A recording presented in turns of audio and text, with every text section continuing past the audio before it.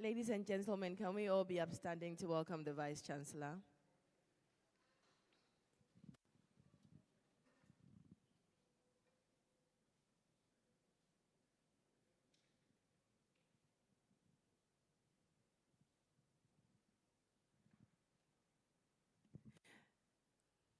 Thank you very much. You may please be seated.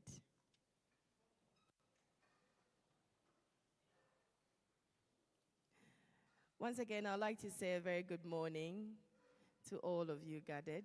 Thank you very much for joining us, to the Vice Chancellor. Welcome. One interesting name I got this morning from QAPO is a gathering of policy champions. We have gathered here because we need to make the policies very implementable and at our fingertips. We're going to make this very short, very simple. We're going to start by handing the whole meeting into the hands of God. Please help me welcome Reverend Dr. J.W. Achampong to give us the opening prayer.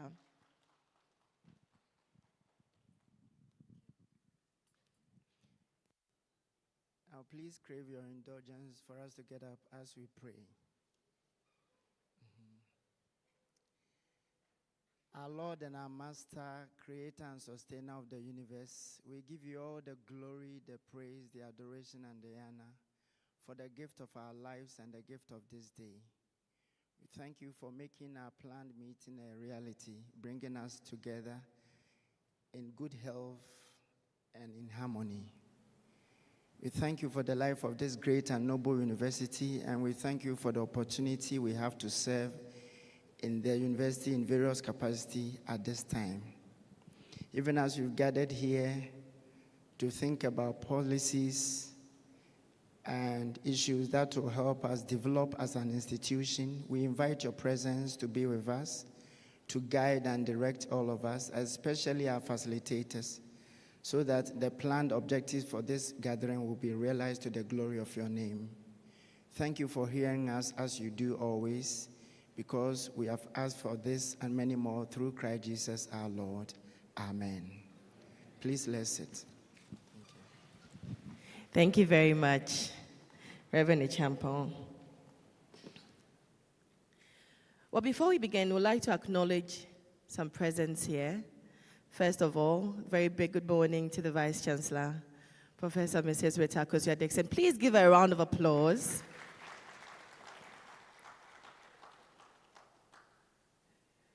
We also have the Finance Officer here, Mr. Nemo Bafo. Thank you so much for coming, sir. We have the Dean for Quality Assurance, Professor J.J. Ponyo. Thank you so much. The Provost for the College of Humanities and Social Sciences, Prof. Charles Mafo. Good morning, sir. The Provost for Agric and Natural Resources, Professor Bamfo. Thank you very much. We have Prof. Ajare, the Director for Student Affairs. Thank you very much. Prof. Bugri, Arts and Built Environment. Thank you very much. We have Prof. Brichum, Provost for Engineering. Thank you very, very much for being here as well. And, okay. Oh, we have Ideal as well. Prof. Ado, thank you very much. All right, on that note, we'd like to welcome each and every one of you. I'll hand the microphone now to the Vice Chancellor for her welcome address. A round of applause, ladies and gentlemen.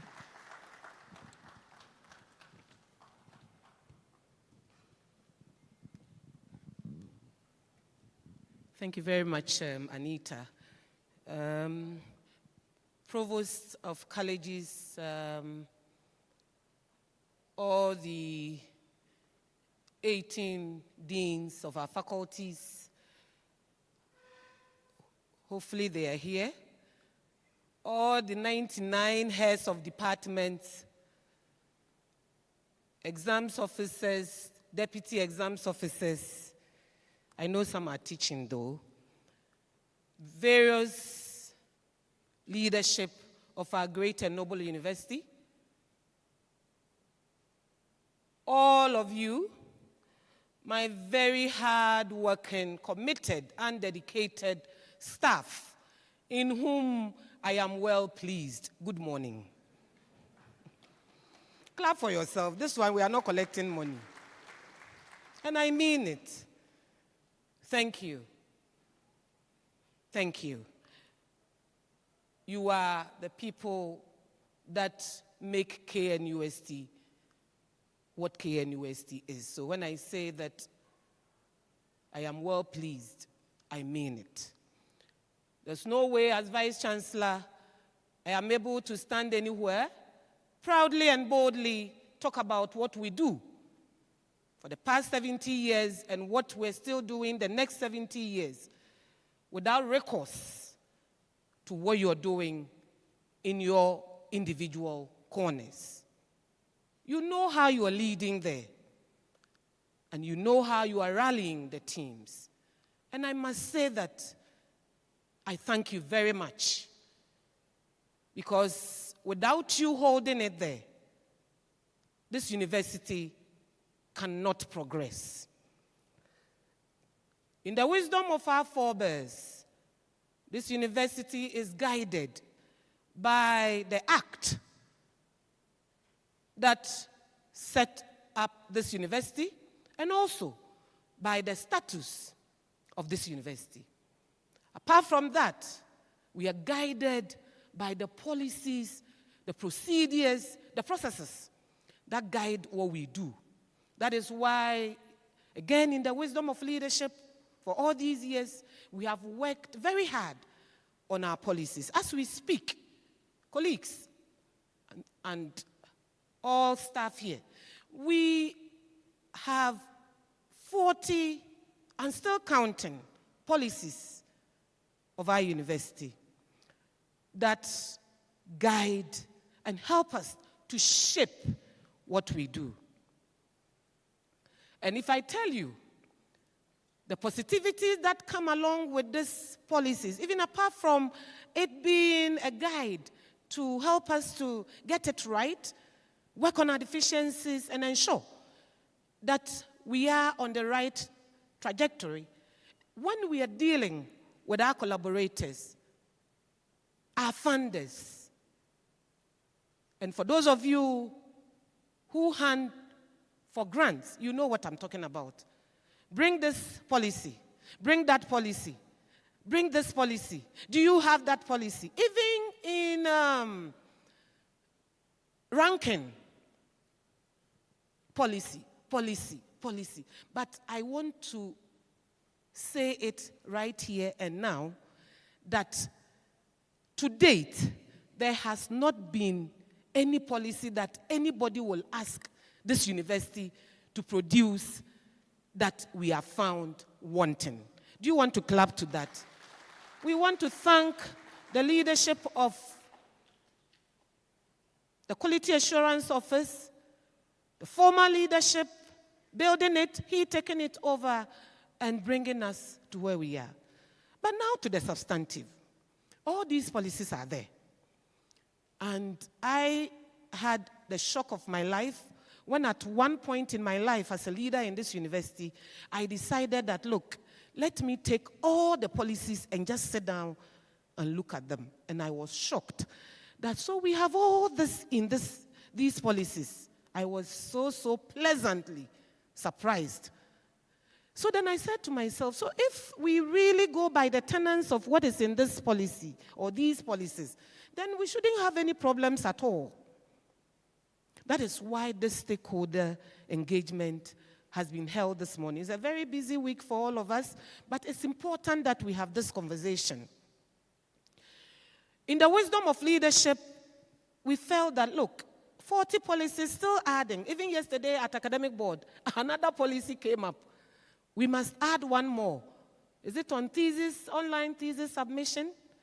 And I was just thinking last night as I tried to check myself into sleep. We have an online teaching policy.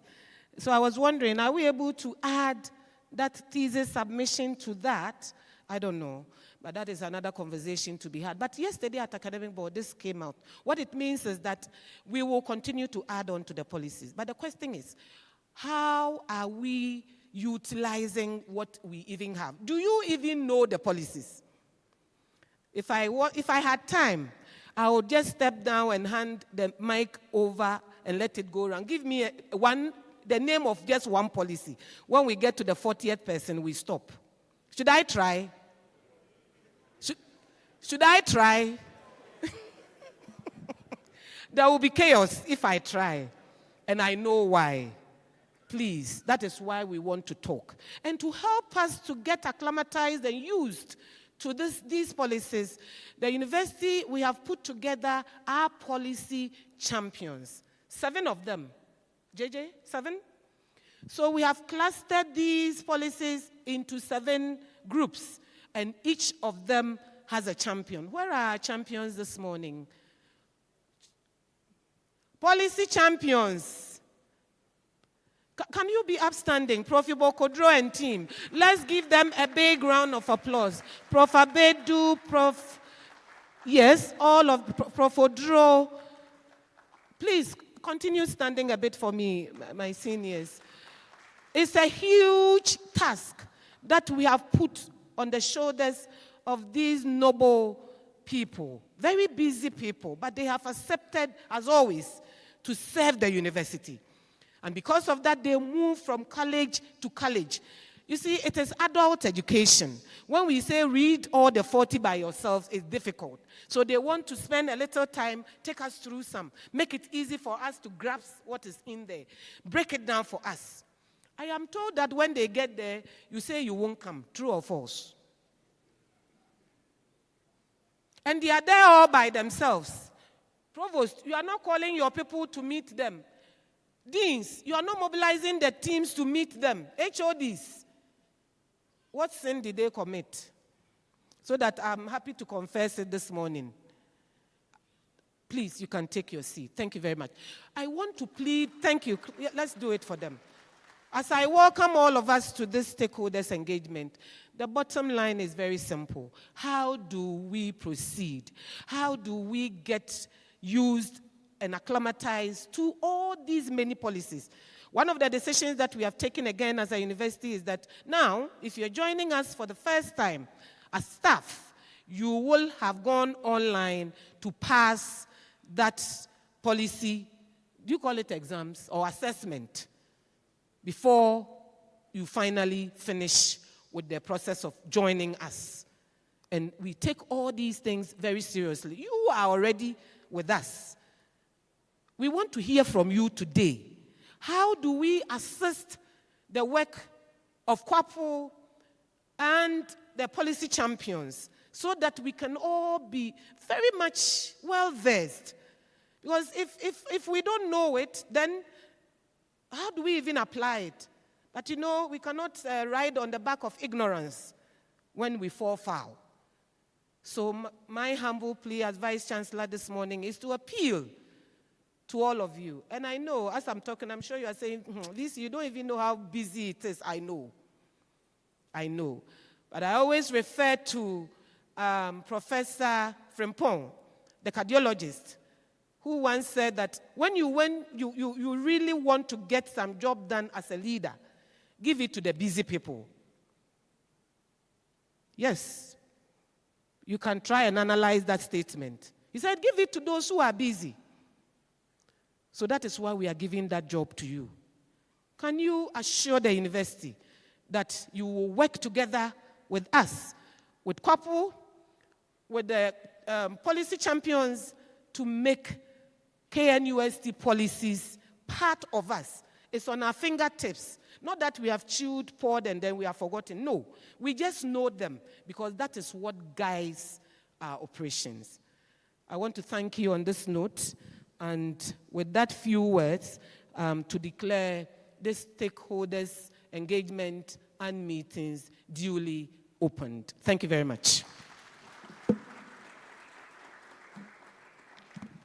Thank you so much, Vice Chancellor, Professor Mrs. Rita Akusia-Dixon. A round of applause, ladies and gentlemen. I'd like to continue my acknowledgement. We have the Provost for the College of Health Sciences, who recently had his inaugural lecture, Professor Christian Ejari here. Good morning, sir. We'd like to acknowledge all deans who are here with us this morning. We'd like to acknowledge student leadership. I know the SRC president is here, Frank Owusu. Good morning. Thank you very much. We'd also like to acknowledge all deputy finance officers who are here with us this morning. Quality Assurance Subcommittee Chairperson and committee members, good morning. And the Director of UITS, Mr. Emmanuel Afo, good morning to you as well.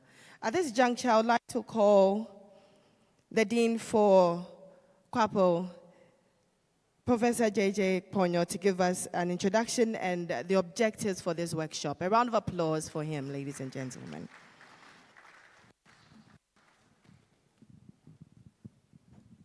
Thank you. Good morning.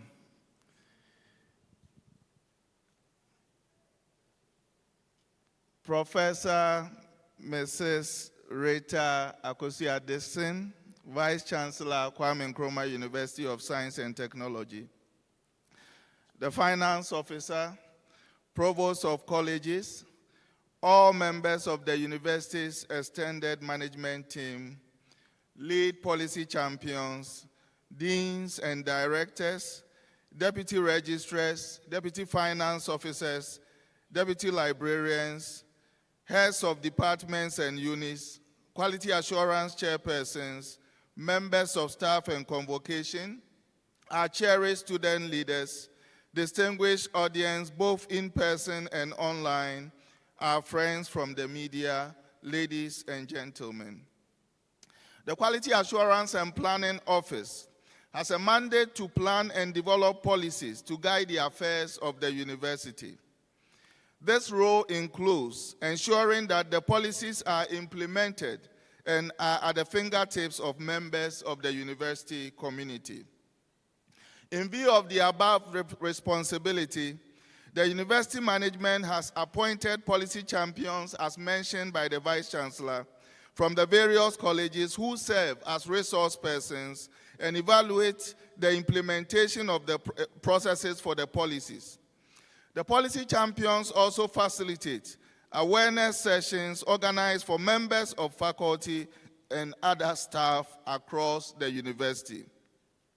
To facilitate the effective implementation and compliance with the university's policies, it is expected that, among other things, all provosts, directors, deans, finance officers, librarians, heads of departments and units, student leaders, and all registrars in the university who are major stakeholders of the university's policies are well informed on the overall essence of the policies and are actively playing their role in the implementation and policy education activities.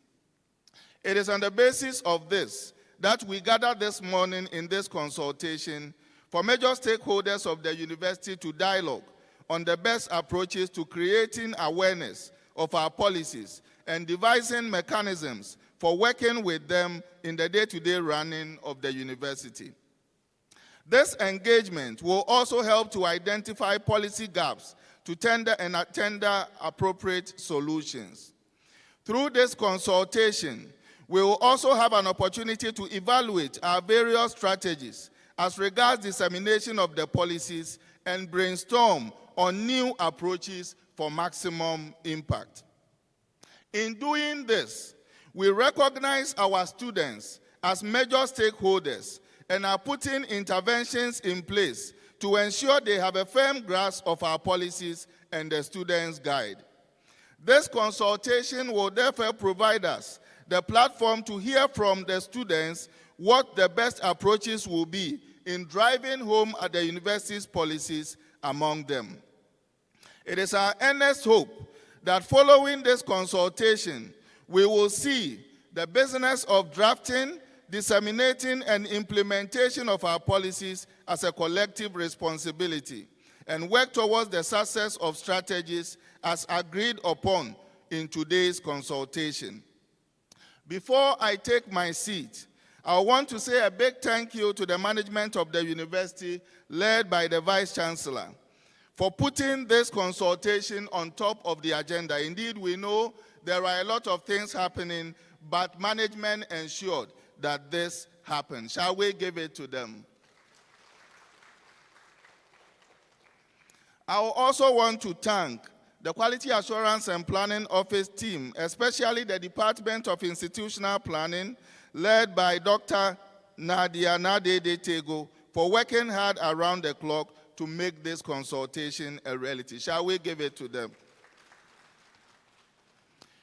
May the God of heaven bless us all and continue to make our great university even greater and stronger. Professor, Vice Chancellor, I thank you.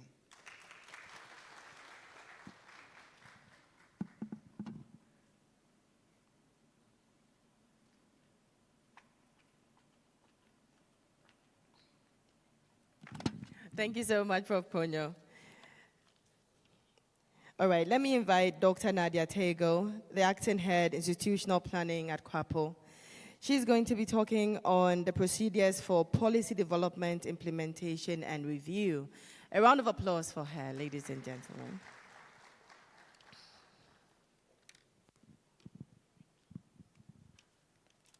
Thank you very much. Thank you and good morning to everyone.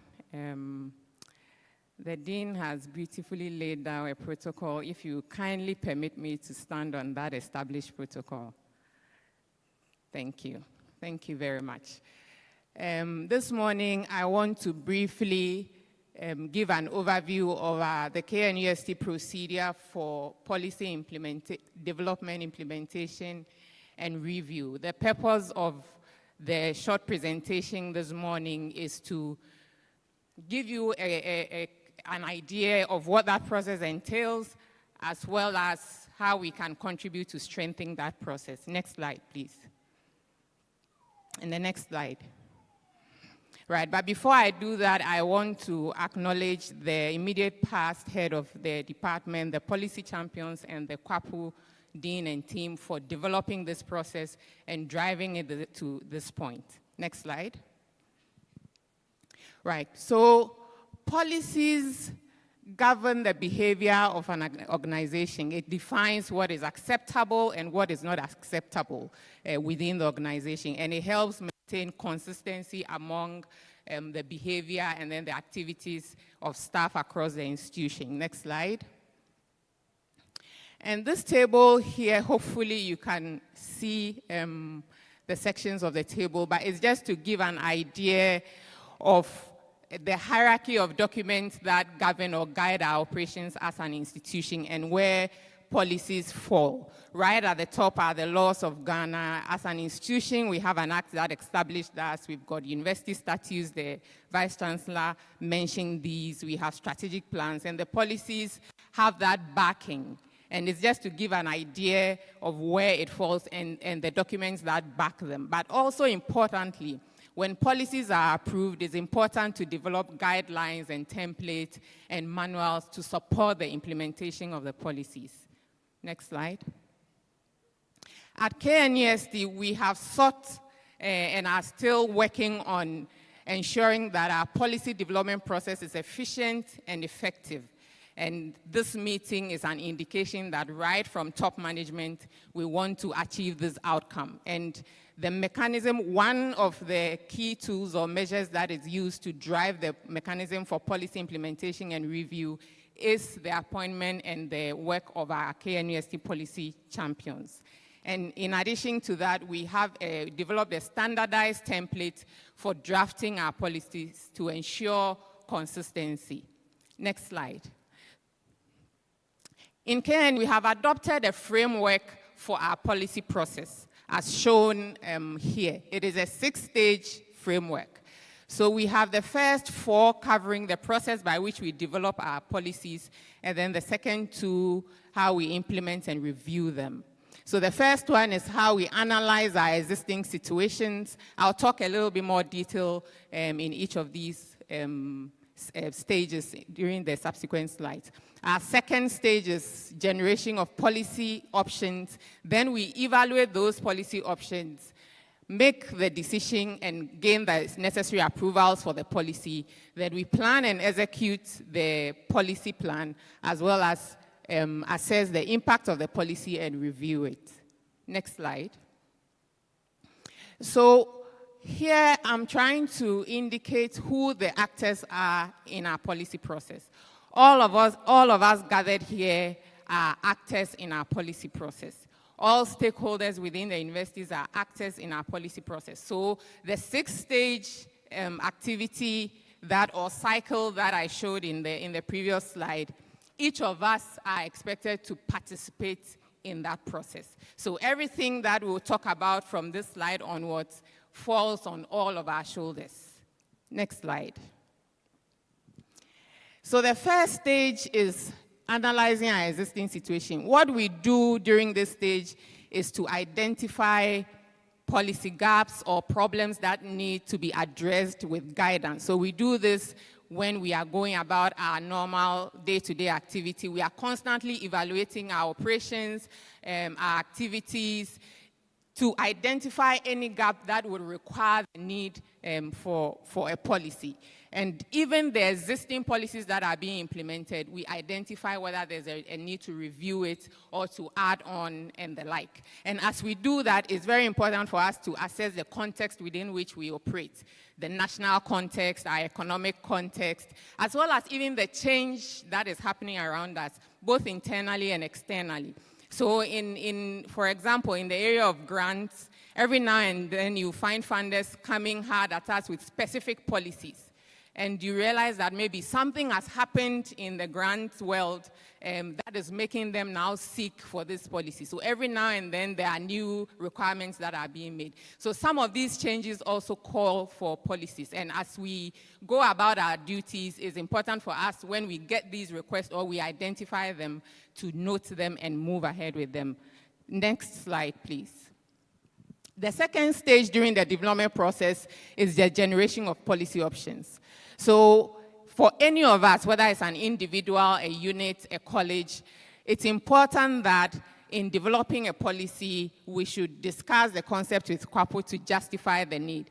2 key reasons to do that. First of all, it would help us to even inform whether, for instance, there's a similar policy process going on in the university, there's an existing process that can be strengthened with the idea that's coming and the like. But secondly, also with the support that we can give for the process as well. And in generating policy options, we can use, or we should be using, the appropriate approaches to ensure that we have the best options available to choose from. So we engage stakeholders, we look at other similar policies in other higher education institutes, we look at other documents. If you remember the hierarchy table that I showed with the document, that we look at all of those to generate those policies. Next policy can go, that the university can decide that we want to go in this direction. But it's important to assess, for instance, compatibility, how consistent it is with other documents or the way or the values of the institutions or the goals of the institution, how acceptable it is to stakeholders, feasibility for implementation, whether there are resources available to even implement the policy, and the impact on both internal and external stakeholders. And also engaging relevant stakeholders to gather their views and opinions to shape it. So in terms of evaluating the policy options, when these engagements are done, it guides and directs the best possible direction. So for instance, with the mentorship policy, it could have gone in different ways, but the institution has decided, for instance, the setting up of mentorship committees, or teams and coordinators at the college levels, and also the assignment of mentors to newly recruited staff as our way that we want to enhance mentorship at KNUST. And also, it's important to adhere to our policy templates. I talked about a standardized template for our policies. Next slide. The next slide shows us what the template looks like. I won't go through, as well as ensuring that the various sections or requirements to ensure a solid policy documents are captured. We have the purpose, objectives, the policy statement itself, and it's important to state the key strategies and procedures, who is responsible for its implementation, and the key stakeholders on developing a policy. Next slide, please. So to make the final decision and to gain the necessary approvals for a policy document, the Quality Assurance and Planning Office first receives it and conducts a technical review in consultation with the relevant units or professionals, for instance, the legal office. And then it is passed on to the Planning and Resource Committee before it goes to the academic board, and where applicable is taken to the University Council for approval. And during these processes, the policy sponsors or the reviewers may be called upon to make presentations or clarify, provide any clarifications where necessary. And throughout this decision-making process, the teams can see acceptability, among other things, availability of resources and impact. Next slide, please.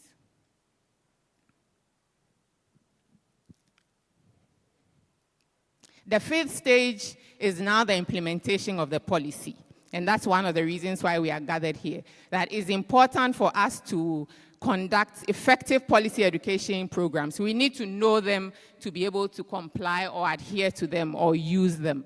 And it's also important for implementation to establish the right administrative structures and systems, whether it's a committee or an office that would oversee its implementation, so that somebody owns the implementation of the policies. So for instance, we have a KNUST-TEK counseling policy. We know there's a counseling unit that would drive it. We have ethical review policy as an institution.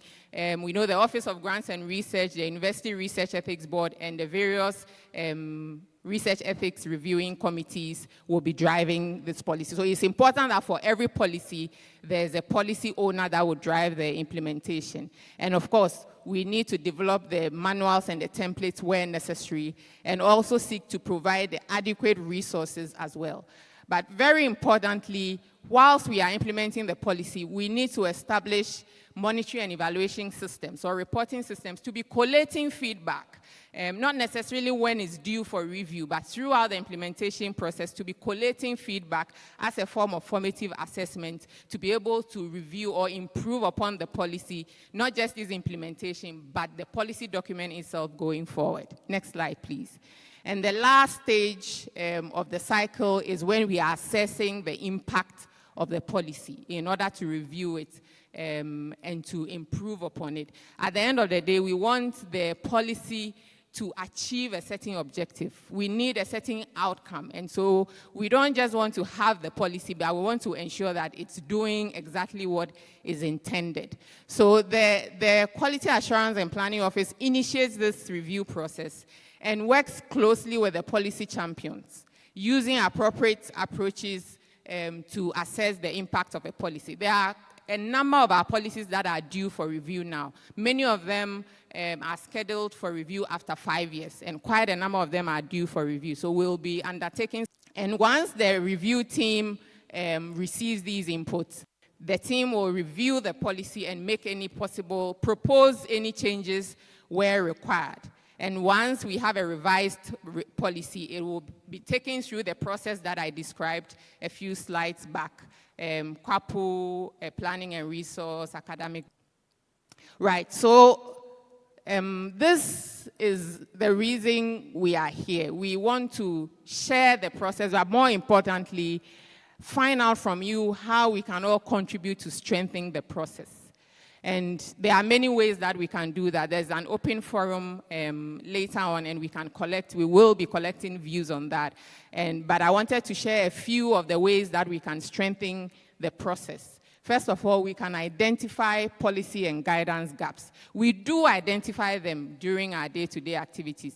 But when you do, please take note of these gaps. write them down and pass them on either to QAPO or any of us, any of the policy champions. And also take notes of ways to improve the existing policy. We have policy sessions that happen at the colleges. When the policy discussions are going on, kindly give the feedback or document some of the ways that we think we can improve them. And also, as the policies are being implemented, kindly document ways by which we can improve them. And initiate a policy process, write a memo, engage QAPO, and for some of the levels, for instance, provosts of committees or even at faculty level, initiate the setting up of a committee to look at or consider a certain gap that has been identified. And participate in the activities and contribute to the activities, whether it's at the development level, whether it's at the policy education level, and also during the review activities. So if a survey is passed around to get your feedback on a certain policy, even if you don't know a lot about the policy, it is still feedback. It means that there's a gap somewhere. So kindly participate in such surveys or such collation of feedback. Very much for your... Thank you very much, Dr. Tego. And she'll be handling the open forum in just a few minutes as well. Our next speaker will be speaking on policy, sensitization, and implementation strategies. Please help me welcome Professor Mrs. Ibok Odro. She is a lead policy champion. A round of applause for Prof.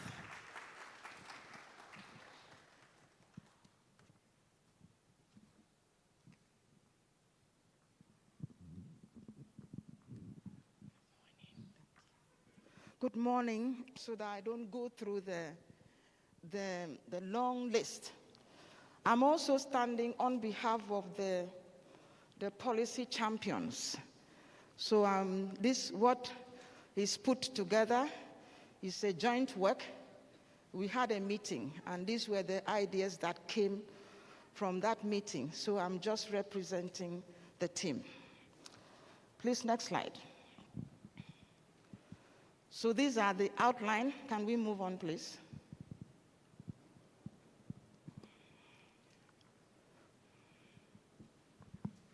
Next slide, please.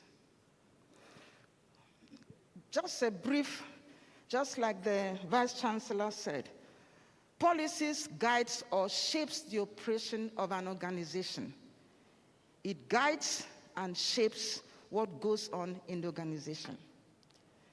Is essential to an organization's success. So if we want to be successful, then these policies must be at the tips of all our hands.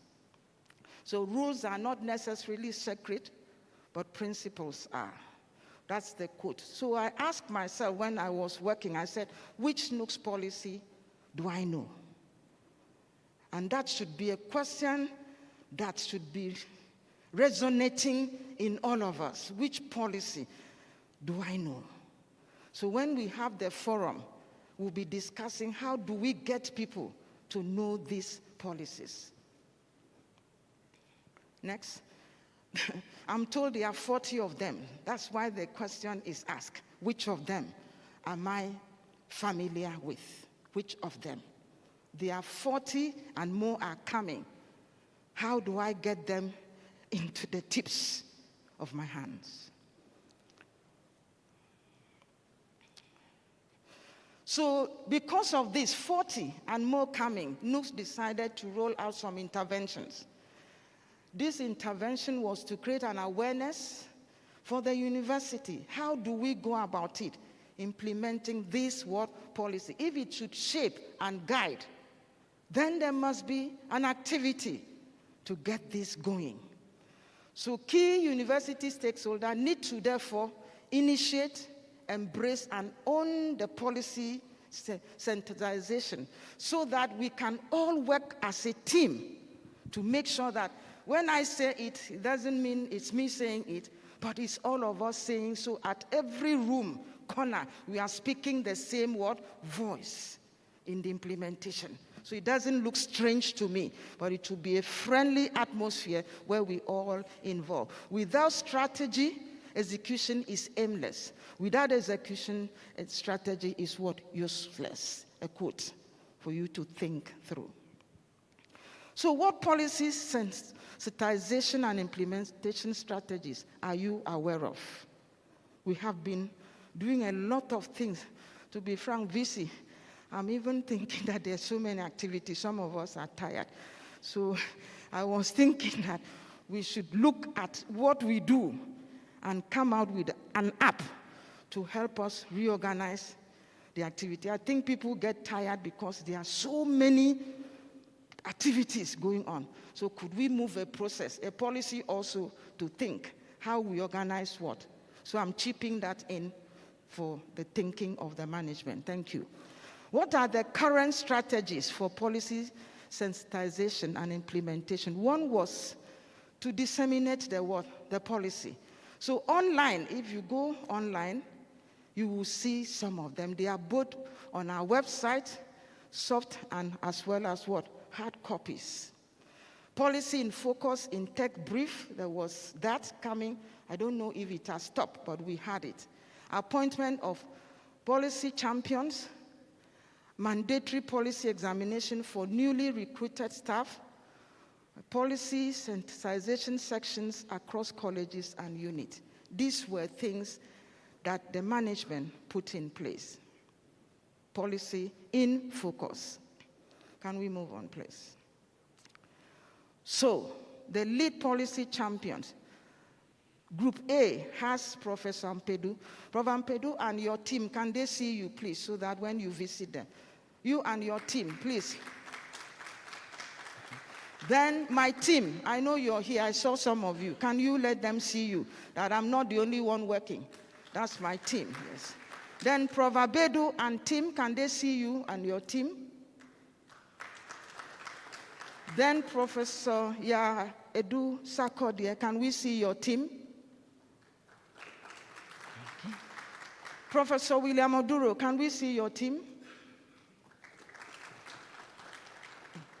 What have you done to me? You wanted to show Professor William Oduro. That's good, okay. That's part of the excitement, isn't it? Yeah. Prof. Imoro Brima and team. Okay, let us see you so that they can see, because sometimes they might be the ones coming, not the lead. So I want us to appreciate that sometimes they have to wear the shoes of the lead. And we are working together. Then Professor Mrs. Francis Owusu-Deku, can we see you and your team? Okay, Professor Atinuke Adebanji, can we see you and your team? And then Professor Joshua Ajakwa, can we see you and your team? Okay. I did that so that we appreciate. So there is much schedule for policy sections. I can see Basic School, College of Health Sciences, University Hospital, Kabi, College of Agric and Natural Resources, Internal Audit, College of Engineering, all have, so the dates are there. Some dates have passed and some are still on. We have some on the 23rd of March, which is next week. Let us work together and make this happen. Next slide, please. What are the benefits? The benefit is that you have an easy access to these policies online. You can go online and get it. Increasing awareness of university policies. People are beginning to know, especially the newly recruited staff are getting to know because they are writing some exam. Policy implementation initiative by some units. I can use example of UITS. They have embraced it, so they are working as a team. Increased compliance with external requests for policy. VC said that when they come for proposal for this and so on, they want to see what we do driven by policies. And so if it is driven by policies, where are they? So it's important we show that feedback on the policies during policy sections are very key, because we can feed forward those feedbacks, use them to drive the forward movement of the program. So we operate on both feedback and feed forward. It is very important and key for us, yes. Please, next slide. So the next question is that, what do you think are some of the challenges with the current policy strategies, sensitization and implementation. What are the challenges we face? I will mention a few, but I also think that in the forum we should come out. It will help us so that we don't just close our eyes. What are they? Next. One is limited grasp of the importance of the policies. Limited grasp of the importance of the policies. Lack of ownership, apathy towards what? Policy. Sometimes you get to a college, I don't know, my colleagues can share. There was a college I went, nobody came. We went and sat there. So, and then we had to go back. So it's important. Low participation in policy section organized at colleges and units. And for us, our culture is driven by the presence of management, the presence of the focal person in the college. If that person is there, you can see, Madam Vice Chancellor, you can see the room because you're here. That is the culture. That is what, so we should not underestimate that culture. It's very, very important. So if you go to a college, provost is not there, deans are not there, heads of departments are not, then you know the importance of your own people because you are the role model of the college. So it's very, very key if we want to drive this. Limited awareness of the existence of and content of the policy, particularly among the staff recruited before 2021. So what should we do differently with regards to policy sensitization and implementation strategy? That is what we should be. I have set these questions so that we'll be thinking in the forum what we should do differently.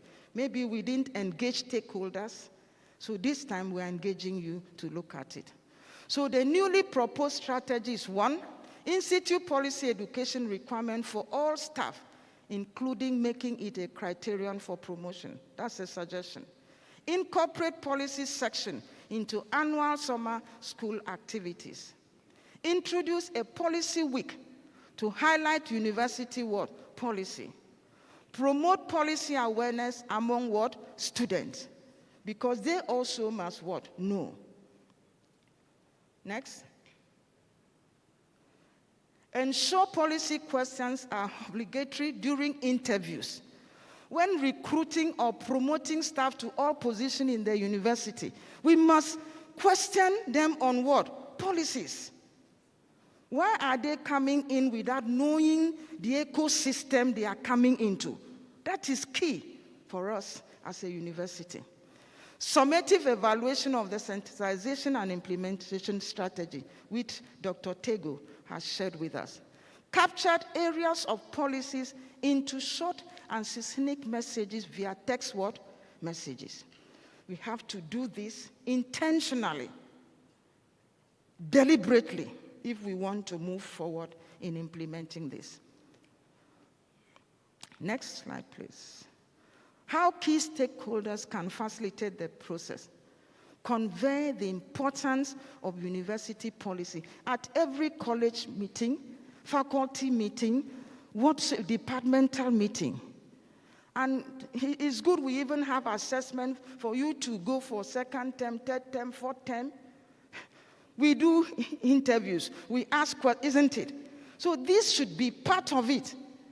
A head of department, your assessment, you must ask, how many policies did you use during your time and how did you get your members? Every unit must incorporate it. That becomes a lifestyle for everybody. The face of management should be seen driving policy what? Initiative. That is key. That face is critical because of our culture. Incorporate policy-related activities in the plans of college and what? Unit. Identify policy gaps and initiate policy development what? Processes. Then we share feedbacks, suggestions, and concern on existing what? Policy for improvement and for the way forward.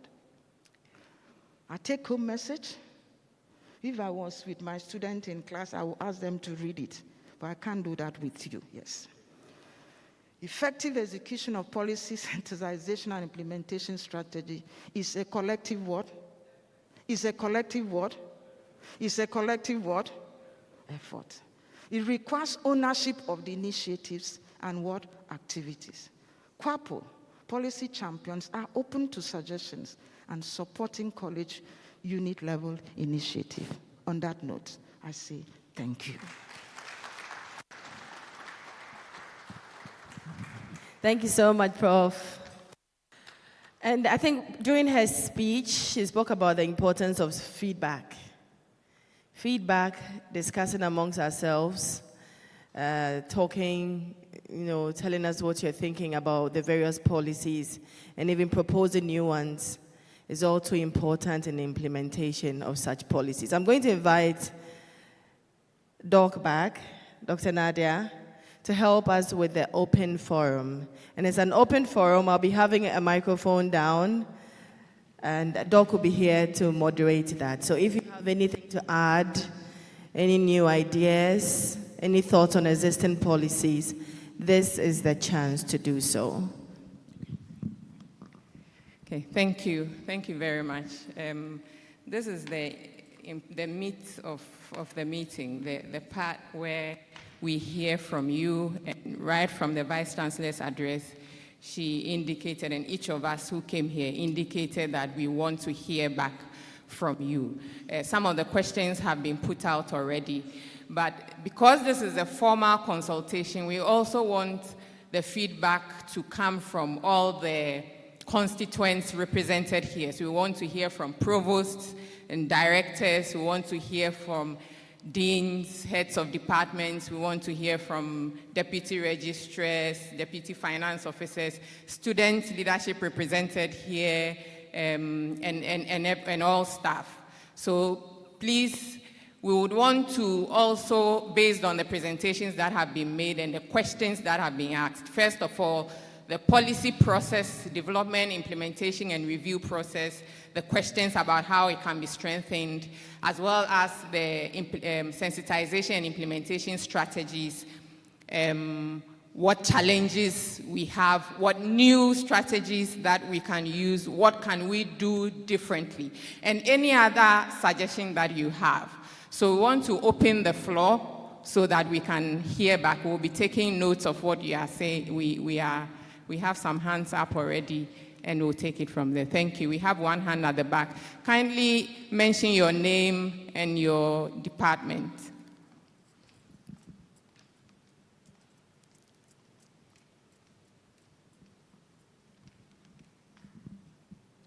Thank you. My name is Samson Agozo. I'm from Agricultural Engineering in the College of Engineering. Are we allowed to ask questions? Yes, please. Okay. I have two questions. Number one, do we have a budget line for policy implementation in the university, given that we have that many policies to implement, 40, and we are thinking of more? Is there a budget line for it? Number two, if we have 99 departments or 99 heads of departments, 18 deans, and 6 provosts, if you do the maths, that is well over 120. And we know that by the process of appointment of those key staff, but for the provosts, the staff turnover is very high. And if these people are supposedly the focal points for implementation of at least the academic policies, and we have such high staff turnovers by virtue of the process of appointments, how do we hope to make the process effective? If somebody is there for 2 years and then handing over to another person for 2 years, sometimes 1 year, and so on and so forth. that is quite a quick change. And I don't know how we are thinking to be able to make the whole process that effective around those key staff that are supposed to lead the process of implementation. So those are my two concerns. Later on, maybe I'll add some views of mine. Thank you. Okay. Okay, so the questions are open to all of us. We have the dean, we have the policy champions as well. So the first question is whether we have a budget line for the implementation of these policies, and then also with the turnover of staff, how we intend to make, how can the process be effective, the turnover of HODs, deans, and the rest, if I got it correctly. Okay, all right. There's a hand here, we can answer. Dean, would you want to answer? We should carry on. Okay, all right, we have another hand. We have another hand here. Okay, we will come after. We'll come to you. Okay. Thank you. I am Jacob Agbenokavi, College of Science. There is a growing concern on the implementation of some of the policies, especially the one on peer assessment of teaching, and especially when it comes to how we use it during promotions. It appears the implementation varies from college to college. So what is happening at some colleges different from what is happening at others. And that is creating some kind of unfairness or emotional issues among staff. So the question is, what is QAPO doing, or what should we do so that we ensure this same policy is implemented equally, fairly across the colleges, the same, not differently? Thank you. Thank you very much. Thank you. We'll tackle that. I think we have a hand here.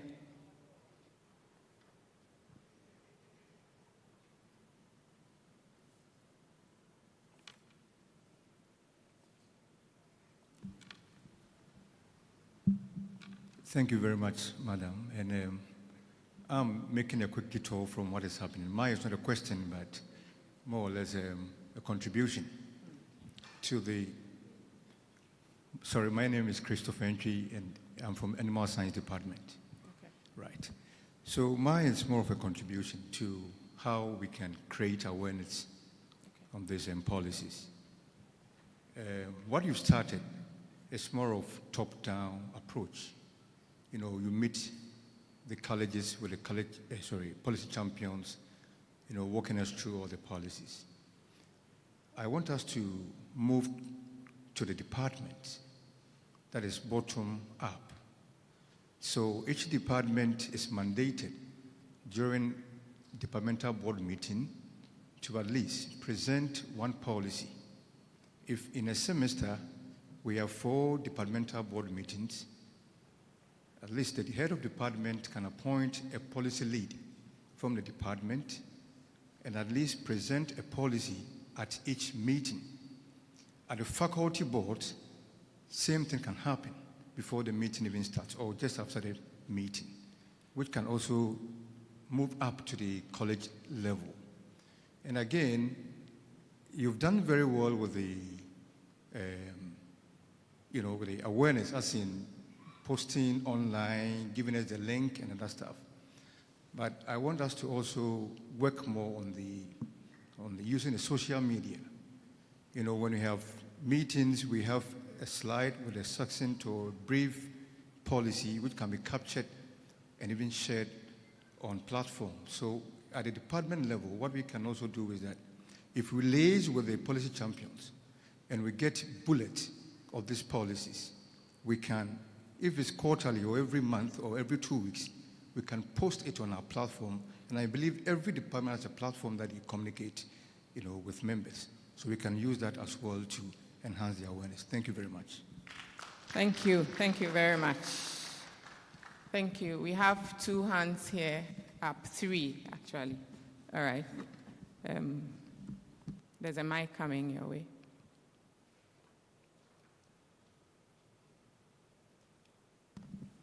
Thank you very much. My name is Kinsley Badu from the Theoretical and Applied Biology.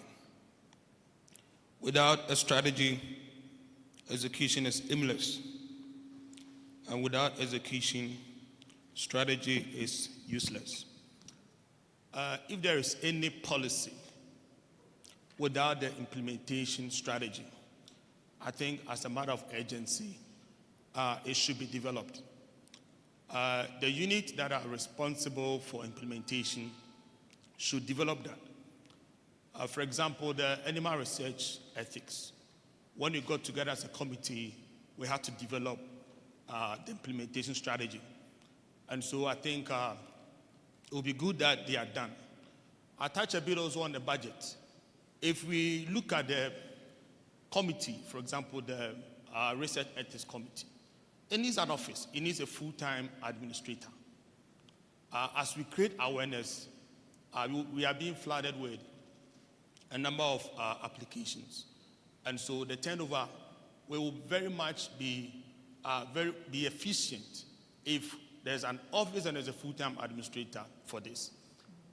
Secondly, in terms of creating awareness and ensuring implementation, in some institutions, I will use a research institution, for example, everyone that is responsible for, everyone that uses human subjects for research, for example, are required to write an exam every year and submit a certificate. What they need to read is already there in a PowerPoint or PDF online. You read it, the assessment is there, you do it, and then you must score about 80% or so, and a certificate is generated. And you must submit this certificate in order to be able to be eligible to continue doing your research. I think a similar approach can be used. Maybe every 2 years or every 3 years, certain policies, depending on where you find yourself, this should be implementable. Thank you. Thank you very much.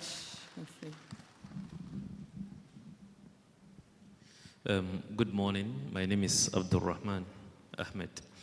I wanted to say something relative to the consumption of the various policies. And I like the idea of the policy week.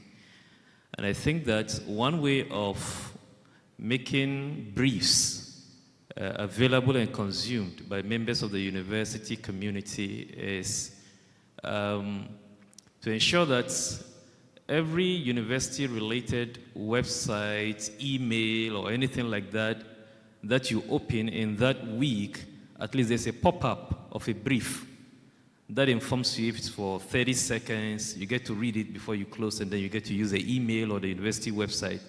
So for each particular week and the selected policy that is going to be disseminated, I think this is one way of getting it across for consumption. It might be quite some work for UITS, but I think it will help. Thank you. Thank you very much. That's a great suggestion. Thank you. Good morning. I am Bhavna. I'm from the University Health Services. And in my opinion, I think that it's just a suggestion. We have 40 policies for this university, but most of them are skewed towards the teaching line. And from our first presentation from Professor Ampedu at the University Health Services, the policy was very much skewed to the teaching line, and I think that we should try and write the same policies for the non-teaching way as per the department we are presenting. And secondly, 40 policies are a lot for any staff member to maybe be abreast with. So we should be selective, specific to the department we are in. So maybe talking about the University Health Services, we should select maybe some 7 or 8 policies that are specific to the hospital and not necessarily all the 40 policies that have been written for the university. These are my opinion. Thank you so much. Yeah. Thank you. We have a hand here.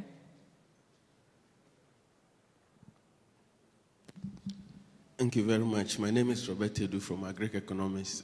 Prof. Ibokodru was hinting at adding the policies to our promotion applications. And Prof, my simple question, are we not making it a little difficult for staff from KNUST to rise if we add all these things to promotion, given the fact that our colleagues at other places, UDS, UNE, and other places, will not be doing this?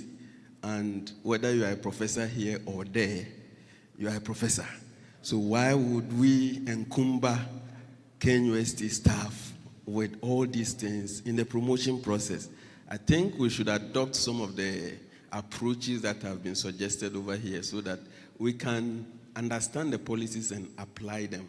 But as for promotion application, let's take policies out. Thank you very much. Thank you. Thank you for that suggestion. Do we have any other for now? We have one hand here. Yeah, thank you very much. I'm Michael Owusu from Medical Diagnostics Department. So I'm also looking at how best we can use the quality assurance subcommittees. You know, we have it at the college level. We have this at the faculty level. And we have department level. So that it doesn't become only the duty of the head of the department or the dean or the provost to ensure that this is disseminated. But I think the difficulty is that sometimes you find a college subcommittee where the members are not part of a faculty. And you find a faculty subcommittee where the members are also not in the department. So the department may have issues concerning policy accreditation, but then those who represent may not be on the faculty committee. So there's some sort of a disconnect.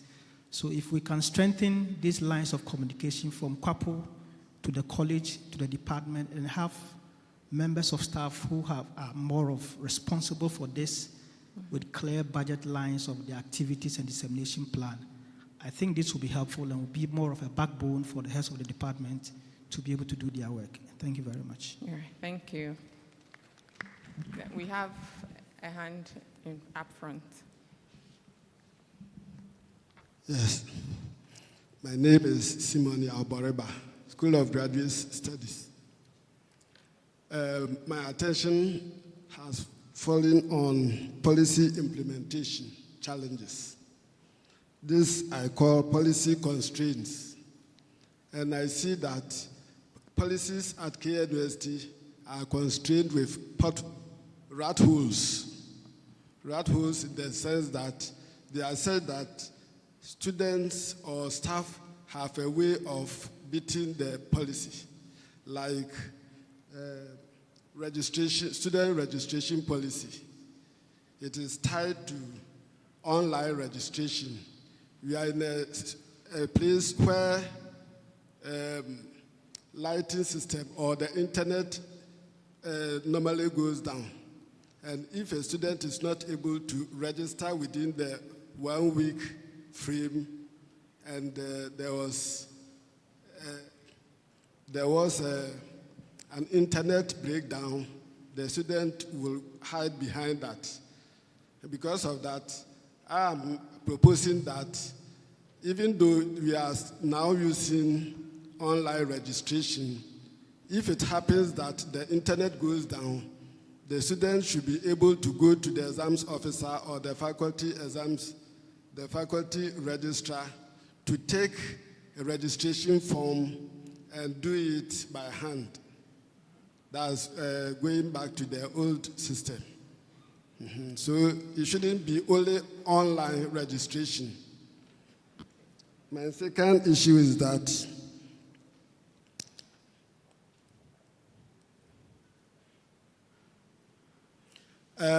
existing policies are there.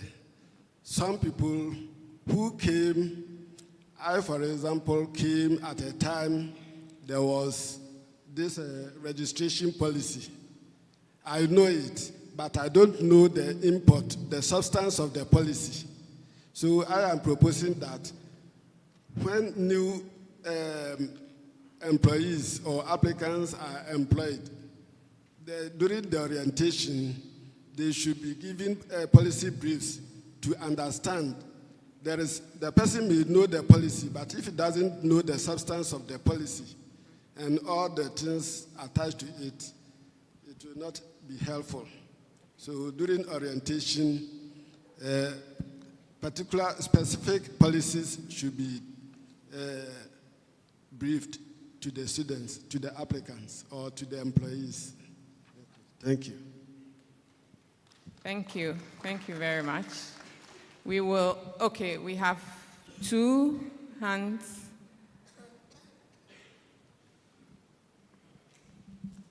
Up, yes. Thank you. Thank you. My name is Alex Sebefia, Geography. I want to suggest that the policies are grouped into clusters.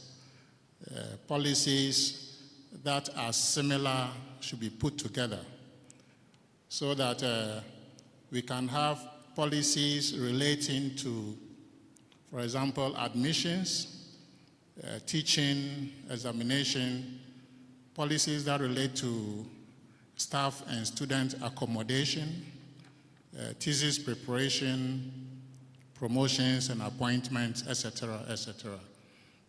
Because it's difficult for any one person to have a grasp of all 40 policies at one time. So that depending on what you are doing, you know what policies guide it. And then you go look for them. Thank you very much. All right, thank you. Thank you very much. Then we have one hand just behind. Yeah.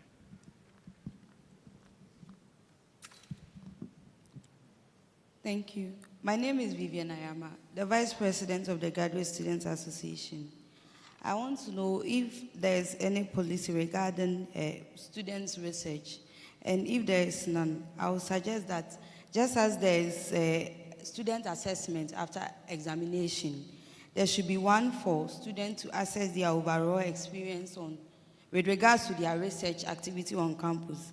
One way we can do that is students can assess their academic supervisors after submitting their CDs.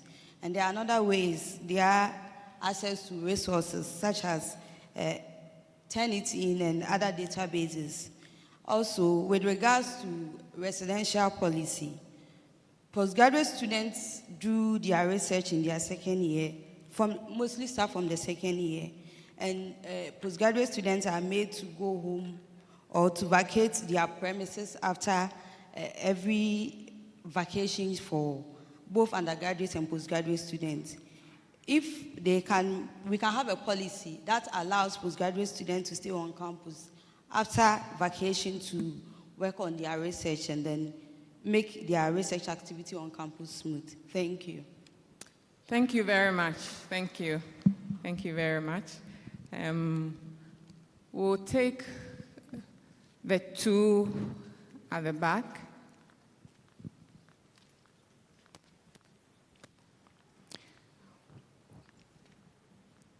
And we are taking note of all the suggestions that are being put forward.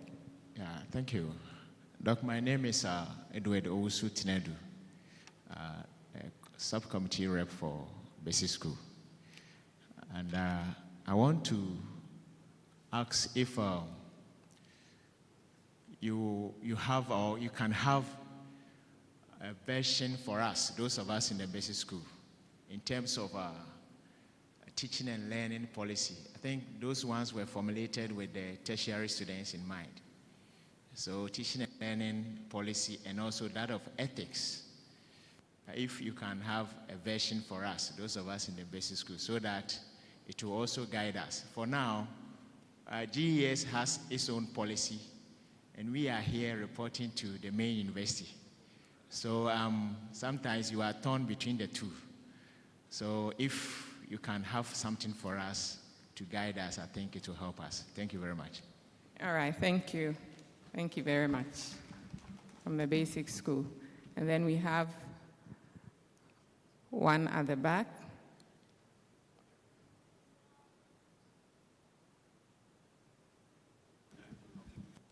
Hello. Emmanuel Kofi Akowa, College of Engineering. Okay, so this is a suggestion to enforce what I think two people have already said. I think that the overall objective of these policies is to have it in our DNA. And so if we do things according to that, the university will progress.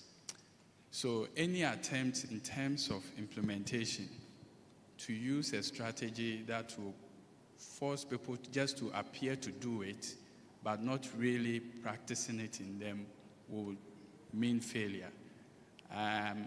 What I'm suggesting is that, one, just as it has been suggested, some policies will be grouped under thematic areas, we can go even further to say that instead of just new lecturers staff taking these exams, we can make it voluntary for existing people. So let's say you're from College of Engineering, you are an academic staff, there are 5 buckets that we have the policies in. Maybe out of the 5, 3, because you're an academic, they are core, so you should know all that. Then maybe from others, they are elective, so you can do that. So that when you do it, you can get a certificate. In future, we are all staff are potential leaders. If there's any leadership position that comes up, then perhaps we can make it as part of those criteria, because leaders drive these things. So how can you become a leader when you don't know anything about what the university is doing? So instead of making it as a rigid promotion criteria, which will put us at a disadvantage and raise unnecessary labor rancor between management and labor here, let's make it voluntary. People will definitely rise, and if you have ambition of becoming a leader, just voluntarily take any of those courses, get a certificate, and when the time is due, you show it.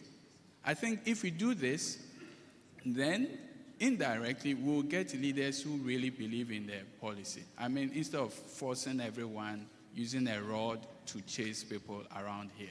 I mean, that is my opinion. Thank you. All right, thank you very much for that suggestion. We have taken note of it.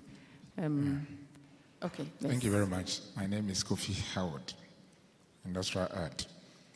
I believe that I think I will support my brother's submission. I remember there was time we had an ethics policy, and students were supposed to write exams, and we saw what happened in the exams hall where students who were writing ethics were stealing in the examination. That we need to look at appropriate ways of implementing this. Recently, we had a meeting at the College Board, and the issue of student debt. I think there is a policy on fee credit, students' fee credits and debt management policy.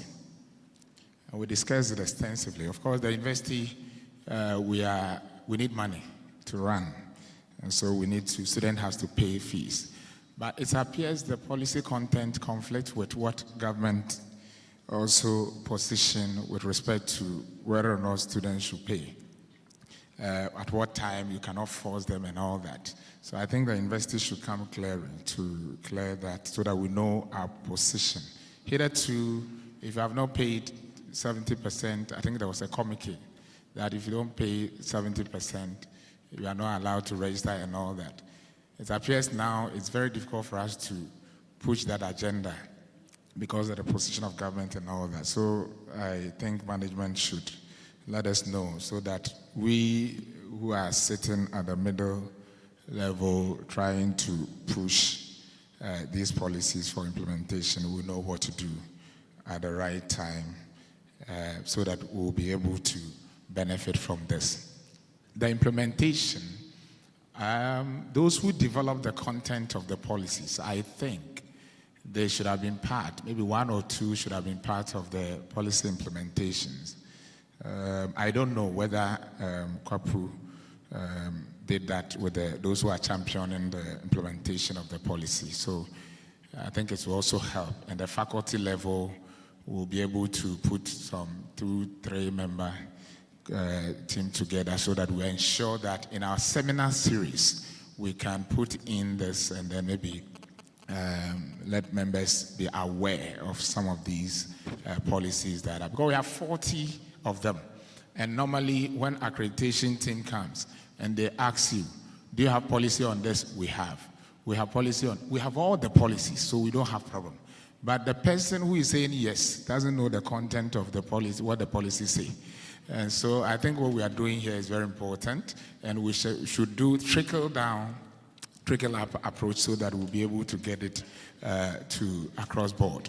Student side, there are policies that are addressing student issues, but as to whether students are aware of the content, you ask them, it's like they don't know. So maybe we need to consider sensitizing them, the student as well.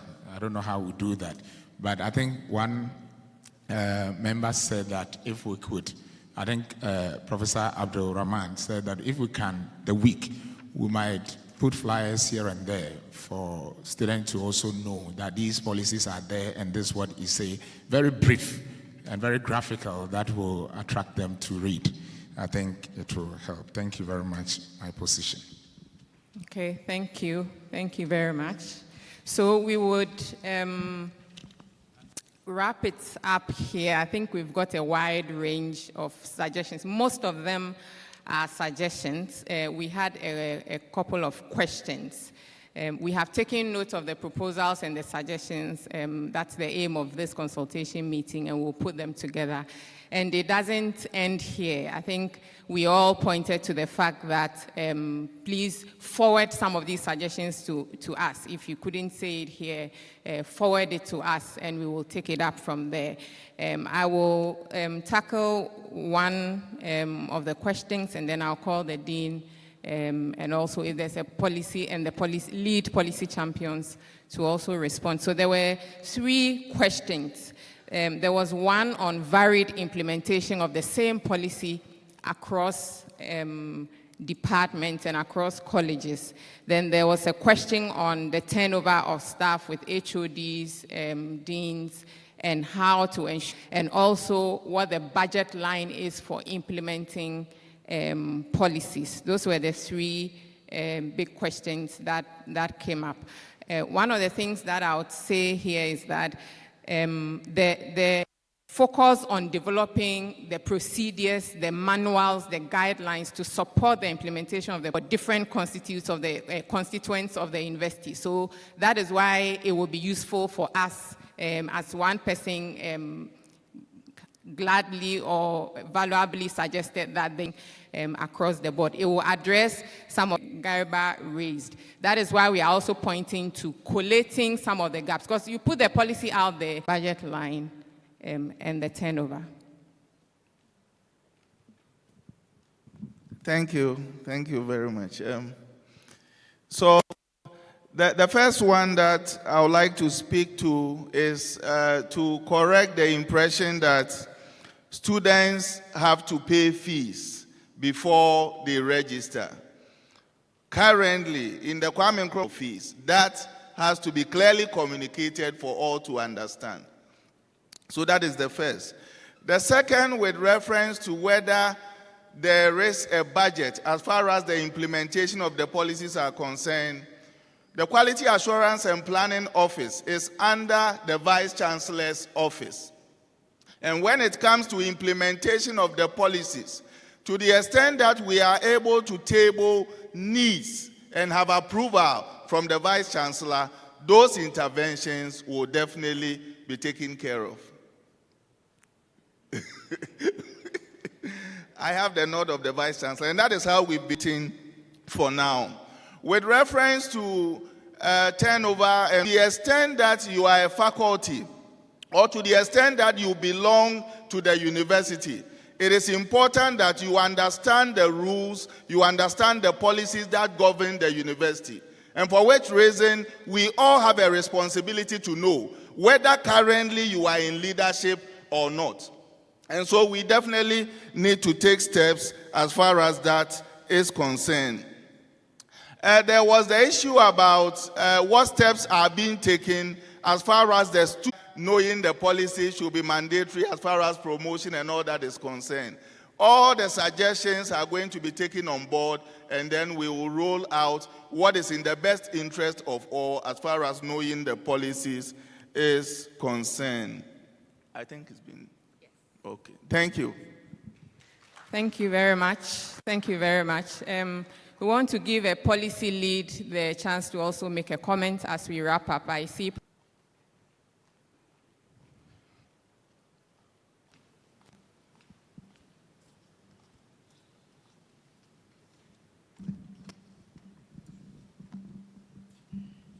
Okay, thank you very much. I'm just picking up from what the Director KAPU said. We are here because the policies that we have, they are supposed to govern the behavior of an organization. And I think I want to emphasize the behavior and then give two real examples. From our cultural background, it looks as if policies are not taken very serious. But policies are supposed to govern the behavior of an organization. If you are employed into any institution, any organization, you are supposed to go by their policy. It is compulsory. You cannot say because I am beautiful or handsome from ethics in animal research. No, if you are going to publish a paper, the journal will ask you for it. If you don't have, forget about it. The same thing about grants. They will request for this policy. If you don't have it, forget about it. What I'm saying is that out there, they want to find out if the policy, we have it and it is being practiced. So that is the point. Then I'll give two examples. I have a friend who works with the World Bank and ADB. Now, they have a policy, and this friend was posted to Sierra Leone, and he had to deliver a speech. The boss was not around, but guided by the policy, what he delivered, later on when the boss got to Sierra Leone, they asked him the same thing, and he answered the same thing. Why? Because the two people at different times, without any consultation, something was guiding them, and that was the policy. Another example was a vice chancellor, not our university. Something happened, and they went to the court.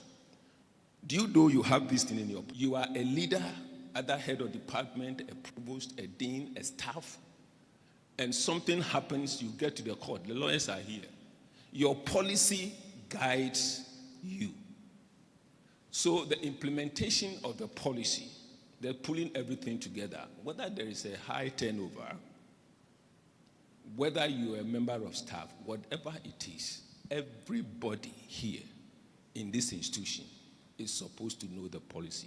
And that is why it is guiding the strategies that we are pulling in place. Sometimes you say that, well, KNUST, why should we go into promotion? We should stop promotion and all those things.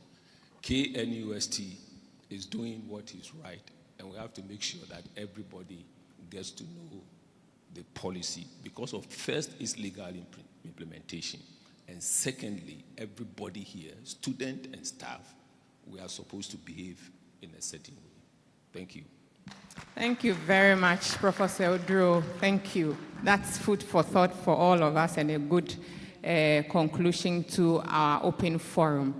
I want to, at this point, hand over to our moderator to take us through the final bit of our session this morning. Thank you all for your cooperation. Please let's give a round of applause. Good job, Nadia. Thank you so much. I think we all deserve a round of applause as well. The contribution has been amazing. Thank you very much. I'll now call on the Vice Chancellor to give us a closing remarks. A round of applause as the Vice Chancellor gives us the closing remarks.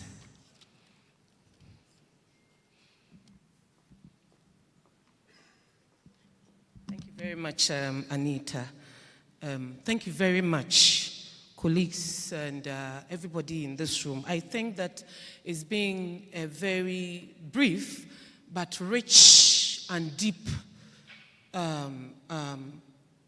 morning that we have spent in this great hall looking at our policies. And just to take it from where Prof. Udru, Prof, thank you for those concluding remarks you just gave us. I think for me that even, I shouldn't say anything more. It's that simple. For us to be speaking the same language, whether you have consulted with Vice Chancellor, with college provost, with dean, with head of department, or with anybody, just so we speak the same language, just for that alone, why don't we just get to know our policies? I think that was the import of what, so that it doesn't matter whether you are on Mars or Jupiter or wherever you are speaking from, we are speaking the same language. We are being guided by the same things. This is what the policies seek to do. And I think that it is good that we came today to have this stakeholders engagement and to hear ourselves. I'm sure if we have more time, a lot of us will bring more issues. But I'm happy I saw a link for questions. Please do well and let QAPO pick all that is on your mind. It's important that we help ourselves to get it right. And just all the discussions that have gone on, the leadership of QAPO and everybody, the policy champions leads, and Prof. Ibokodro leading with everybody on board. Let me say a big thank you to you and your teams, all the champions and your teams, for the good work that you are doing. I want to stand on behalf of all my staff and promise you one thing this morning, that from today onwards, you won't be on your own when you get to our colleges, because the provost will be there, the deans will be there, the HODs will be there to receive you, so all the other members of staff will be there. So help us God. Thank you very much. I just quickly want to say something brief, and Dean QAPO said that, please, the policy we have, and this is from last year, on our fees, because my brother Hammond brought it up, I need to speak quickly to it. The university school fees policy says it emphatically, that in KNUST, you pay 0 fees and you register. You don't pay any fees and you register. So that directive that came, it came from GTEK, beginning of this semester, that said that students in all the tertiary institutions must be allowed to pay 50% of their fees and be allowed to register. We had moved on last semester from there. But you know the sad thing about this, and I am having a lot of engagement with the leadership of SRC and GRASAC, even with 0 fees, as we speak, QAPO, what percentage of students have registered? To the point that academic board has to take this decision, that effective this semester's exams, if you haven't registered, look, if you haven't registered, then you are not a student. That is our policy. So you cannot even write exams. In fact, you are not supposed to even be in the lecture hall. What are you doing there? Frank, that is what the leadership of SRC is doing. We have told them they should let their people understand. You cannot have any exams written when you yourself, you haven't written your name to say that you are a student of KNUST. Is it not that simple? Please, as we continue to teach them before the main semester, we had to let the main semester go. We put too much headache on the exams officers. And that is why in preparing that policy last year, we needed to put that clause in.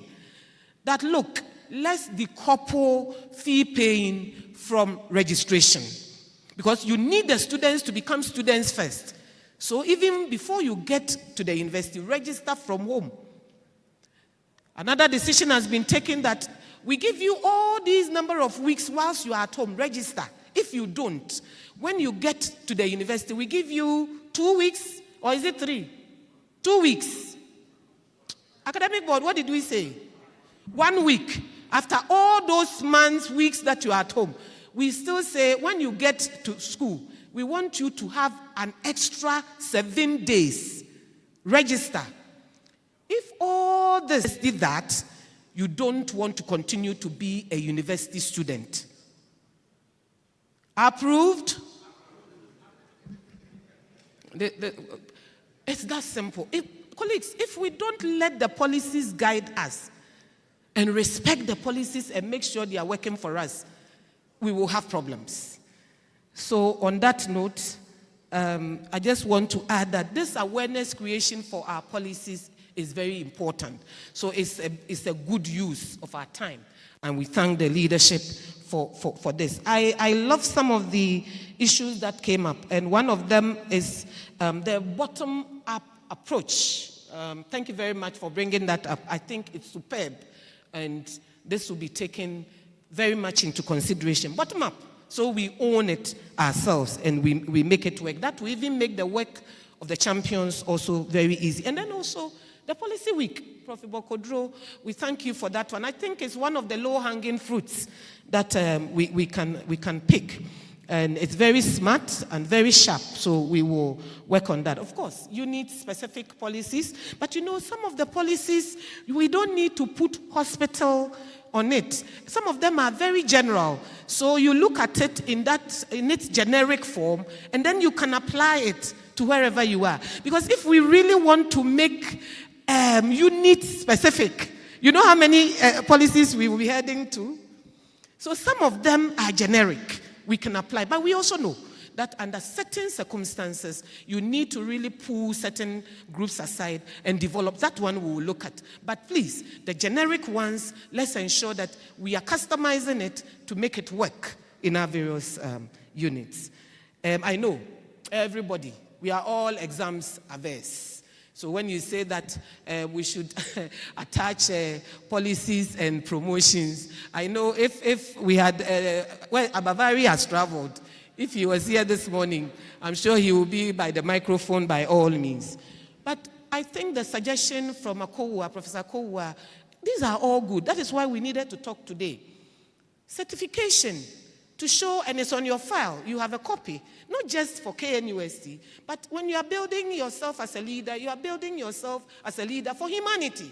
So wherever the clarion call comes, this is a certificate to show that you have gone through all the policies, at least many of the policies of the universities, and you have evidence to show that you know the policies and procedures that guides the university that you have worked in for X number of years.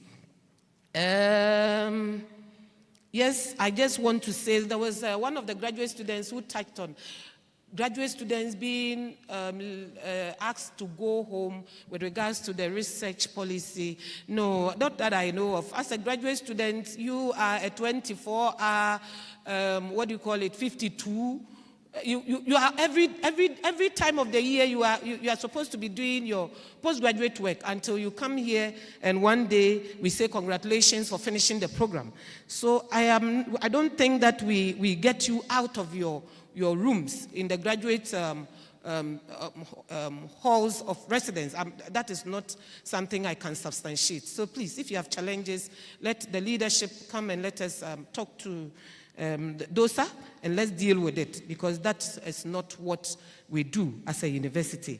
Having said all this, let me, on behalf of management, thank all of you for your time this morning. It's a very busy week. I know we are teaching and all that, but you made time to be here, and this is deeply appreciated. But just to say this before I sit down, that as a university, we are going forward. We are done with the past. We are letting the past guide the future. And we can do this collectively. And whether you like it or not, we are not leaving you behind. By default, you are going. We will pull you along. So better agree and let's go. Let us all work together and make sure that these policies are working for all of us, for the common good of this university, and also for the work that we do, and ultimately for humanity. I thank you all very much.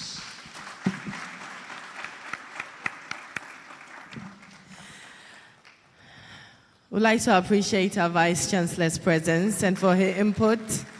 Thank you very, very much.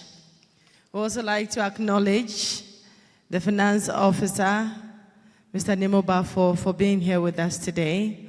All provosts and directors, thank you so much for joining us. To deans and directors as well, heads of departments, all the policy champions who were able to join us today.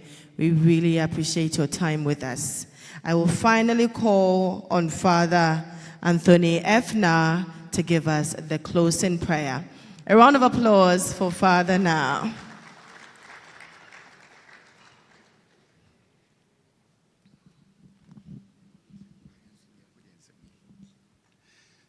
May I please beg your indulgence to please rise for prayers. Our help is in the name of the Lord who made heaven and earth. Almighty and ever-living God, we are so much grateful to you for the gift of our lives. We thank you for our dear university. We thank you for our 70 years of existence of global impact and even our desire to move forward. We thank you for this policy stakeholder engagement. We thank you for the fruits of it. It is our prayer that you continue to shower your blessings and favors upon all these policies, that in as much as we internalize them, we'll be able to put them to practice to make KNUST great and strong, and also have the greater heights that we so much deserve in our lives. We thank you for the various responsibilities you have entrusted to us. We thank you for the grace, the blessings and favor, the strength, energies that you give us to be able to live out our responsibilities. And even as we go back to our responsibilities, we entrust ourselves to you, that we will continue to enjoy your favors, your blessings, and your rewards in our life. May we enjoy your blessings and favors in all we do. These and many blessings we ask through Christ our Lord. Amen. Thank you so much, Father. Now, we'll take a group picture. We'll have the Vice Chancellor, we'll have the Finance Officer, all the provosts, the deans, the policy champions, committee, the QAPO subcommittee members. Father, now please join. Vice Reverend Champon, please join.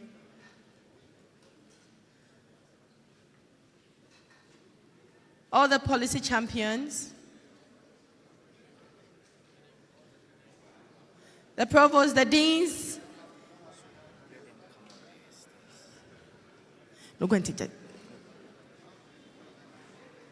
Can we please come up a little bit?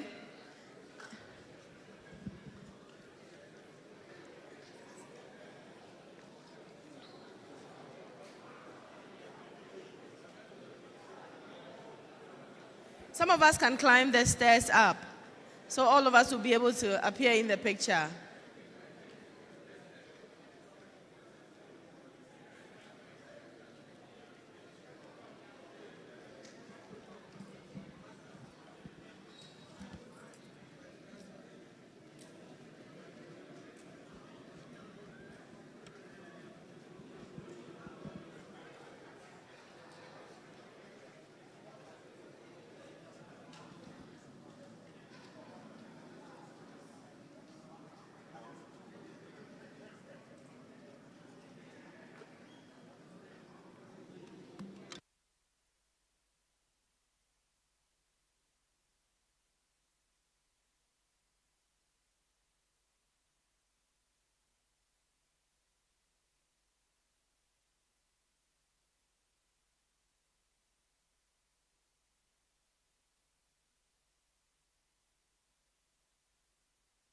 Thank you all for coming.